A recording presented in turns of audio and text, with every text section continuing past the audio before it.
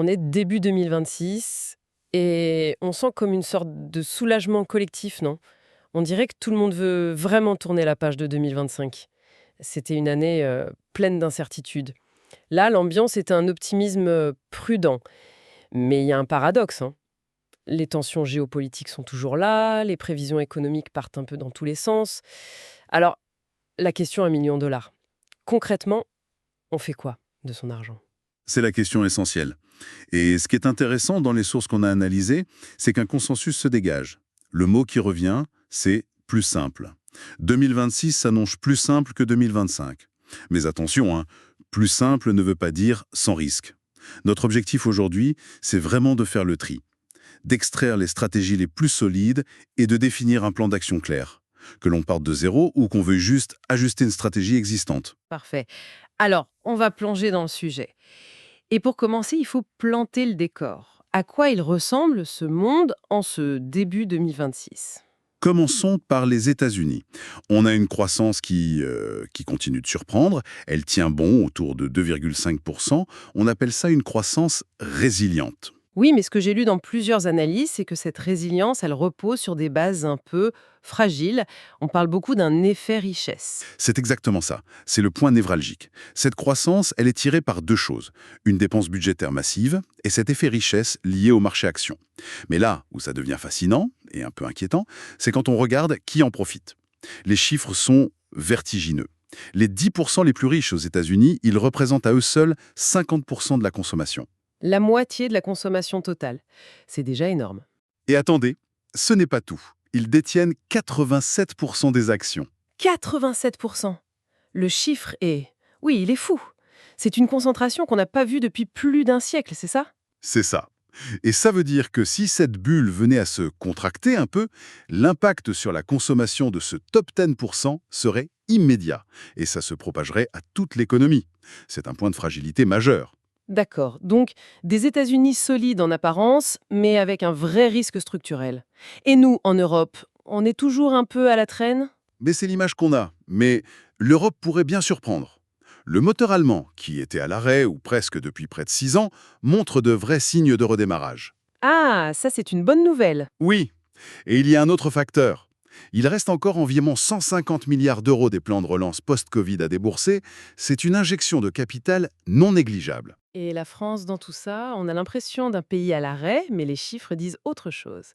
C'est assez contre-intuitif. Totalement. Et pourtant, l'économie française se porte étonnamment bien. L'industrie exporte à plein régime. Je pense à Airbus, à l'armement. Le tourisme bat des records. Mais le chiffre le plus marquant, c'est l'inflation. Elle est très très basse en France, Ah oui. De quel ordre? autour de 0,7%. Ce qui veut dire que les gains de pouvoir d'achat sont les plus forts d'Europe. Exactement. Et ça, c'est un moteur de consommation intérieure qui est considérable. D'accord. Un autre point qui agite tout le monde, ce sont les taux d'intérêt. On entend tout et son contraire. À quoi on peut s'attendre? C'est le grand débat. Aux États-Unis, certains pariaient sur des jumbo cuts, des baisses de taux massives. D'autres sont plus prudents. Ils tablent sur 2 ou 3 petites baisses. Et en Europe? En Europe, c'est différent. La Banque centrale européenne, elle, devrait plutôt opter pour le statu quo. Donc, on pourrait avoir deux politiques qui divergent. Et au milieu de tout ça, il y a le grand joker, le facteur imprévisible, la géopolitique. C'est le risque numéro 1. C'est clair. On observe une fragmentation du monde, de nouvelles alliances. Et ça a une conséquence très concrète pour un investisseur, la dédollarisation. Les banques centrales des pays émergents notamment réduisent leur dépendance au dollar. Et pour ça, elles achètent de l'or. Massivement, j'imagine. Massivement. L'or change de statut. Ce n'est plus juste une protection, c'est devenu un actif stratégique. C'est un mouvement de fond. Ce monde fragmenté, avec des risques partout, ça rend la psychologie de l'investisseur encore plus importante, non? Vous luttez toi dessus. Avant même de parler de produits, il y a le travail sur soi. La première résolution, c'est de clarifier son pourquoi. Pourquoi j'épargne? Est-ce que c'est pour ma retraite dans 30 ans, pour un apport immobilier dans 4 ans? L'horizon temps, c'est la variable clé. Parce qu'en fonction de la réponse, le niveau de risque n'est pas du tout le même. Absolument. Un projet à 20 ans peut être investi en bourse. Un projet à 3 ans, cet argent doit rester en sécurité. Naviguer sans ce pourquoi, c'est prendre la mer son destination. Une autre idée forte qui revient, c'est de se fixer des règles du jeu, à l'avance, quand tout va bien. C'est crucial. Il faut écrire son plan de vol. Par exemple, Si les marchés baissent de 20%, qu'est-ce que je fais? Est-ce que je vends tout? Est-ce que je renforce? La décision doit être prise à froid, pas dans la panique. Comme le dit une de nos sources, les meilleures décisions se prennent quand on n'a pas besoin de les prendre. C'est bien en théorie, mais comment savoir si on va vraiment tenir le cap? Excellente question. Pour ça, il y a un conseil très pratique. Se tester, mais avec des munitions à blanc. L'idée, c'est d'ouvrir un compte titre avec un petit montant, une somme qu'on est prêt à perdre, pour expérimenter. On achète quelques actions un peu volatiles et on observe. On regarde ce que ça nous fait, viscéralement, quand le portefeuille fait moins 15%. Ça permet de connaître sa vraie tolérance au risque avant d'engager des sommes importantes. C'est un peu un simulateur de vol. C'est exactement ça. D'accord. Donc on a le contexte, on a travaillé sur sa psychologie, il est temps d'entrer dans le dur. Concrètement, on commence par quoi pour bâtir un portefeuille solide en 2026? Alors, sur ce point, le consensus est très large. Le cœur du réacteur, ça doit être un investissement passif, diversifié et à bas coût. La meilleure porte d'entrée pour ça, ce sont les ETF, les trackers. Ces fonds qui répliquent un grand indice comme le MSCI World pour le monde ou le S&P 500 pour les États-Unis. C'est la stratégie du «j'achète le marché», sans essayer d'être plus malin.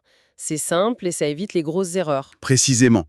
Mais attention, beaucoup de sources mettent en garde contre le 100% action. La diversification, ce n'est plus une option, c'est une nécessité pour amortir les chocs. Alors, comment on diversifie intelligemment? Quelles sont les autres briques à ajouter? 3 classes d'actifs sortent du lot. La première, on en a parlé, c'est l'or. Sa dynamique a changé. Avec les achats des banques centrales, il y a un soutien structurel, une allocation de 5 à 15% est de plus en plus courante. Et pour être concret, on parle d'acheter via des ETC, c'est bien ça, hein? Pas des lingots sous le matelas, hein? Non, en effet. Le plus simple, c'est un ETC. C'est un titre financier adossé à de l'or physique stocké dans des coffres. C'est simple, liquide et sûr. D'accord, pour l'or. Deuxième brique? L'immobilier via les SCPI. Alors, je sais ce que certains pensent. Oui, je vous coupe parce que c'est un point sensible. Les CPI ont souffert en 2023-2024. Pourquoi ça redevient une bonne idée? C'est une objection légitime. Le marché a connu une correction nécessaire. Mais cette crise a assaini le secteur. Aujourd'hui, les opportunités se trouvent dans les SCPI très diversifiés, notamment les SCPI européennes. Elles offrent des rendements réguliers et apportent une vraie stabilité, très décorrélée des marchés financiers. Très clair. Or, immobilier papier. Et la troisième brique? La troisième brique, ce sont les obligations, et plus spécifiquement, les fonds obligataires datés. Le contexte a changé. Les taux ne sont plus à zéro. Un fonds daté, ça permet de verrouiller un rendement connu à l'avance sur une durée définie. Et on parle de quel ordre de grandeur pour le rendement? En ce moment, on trouve des fonds de bonne qualité qui visent autour de 4% net par an. Pour la partie sécurisée d'un portefeuille, c'est un outil qui est redevenu extrêmement pertinent. Donc, un cœur de TF et autour de l'or, des SCPI, des fonds datés pour la stabilité. Reste la petite touche de piment, hein, la partie plus risquée, je pense aux crypto-monnaies. Exactement. Là, le concept clé, c'est l'asymétrie des rendements. C'est un pari. Ce qu'on peut perdre, c'est 100% de la mise, mais ce qu'on peut gagner est potentiellement très élevé. Pour cette raison, une petite allocation entre 2 et 8% du portefeuille peut avoir du sens. Mais il faut être très clair, c'est spéculatif, ça doit rester minoritaire et il faut accepter la volatilité. C'est très complet. Mais pour la personne qui part de zéro et qui se dit «Ok, par où je commence?», quelles sont les fondations absolues? Il y a 2 prérequis non négociables. Le premier, rembourser ses dettes à taux élevés, les crédits à la consommation. Investir à 8% en payant 15% d'intérêt, c'est une perte nette. Il faut d'abord boucher la fuite. C'est logique. Et la deuxième étape? Se constituer une épargne de précaution, le matelas de sécurité. On parle de 3 à 6 mois de dépenses de côté sur un support sans risque et disponible. Le fonds en euros d'une assurance vie, le livret A, c'est ce qui évite de devoir vendre ses actions au pire moment en cas d'imprévu. C'est la base de la sérénité. Une fois ces deux cases cochées, on peut se lancer. Quel est le conseil le plus pratique? Le geste le plus puissant, c'est d'ouvrir ses enveloppes fiscales le plus tôt possible, même avec 100 euros. En France, le PEA et l'assurance vie ont des avantages fiscaux qui se bonifient avec le temps. 5 ans pour le PEA, 8 ans pour l'assurance vie. Le simple fait de les ouvrir prend date et démarre le compteur. C'est un avantage énorme qui ne coûte rien. Donc la clé, c'est la régularité, pas d'essayer de deviner le meilleur moment. C'est tout le secret. Une étude fascinante montre que c'est le temps passé dans le marché qui crée la richesse, pas le market timing. Les chiffres sont fous. Si on manque les 10 meilleures journées de bourse sur une décennie, on peut perdre jusqu'à 2 tiers des gains potentiels. 2 2/3, c'est énorme. La stratégie la plus robuste, c'est d'investir une somme fixe chaque mois sans se poser de questions. Si on résume, le contexte de 2026 est positif mais fragile. La clé est d'avoir un plan simple basé sur son pourquoi.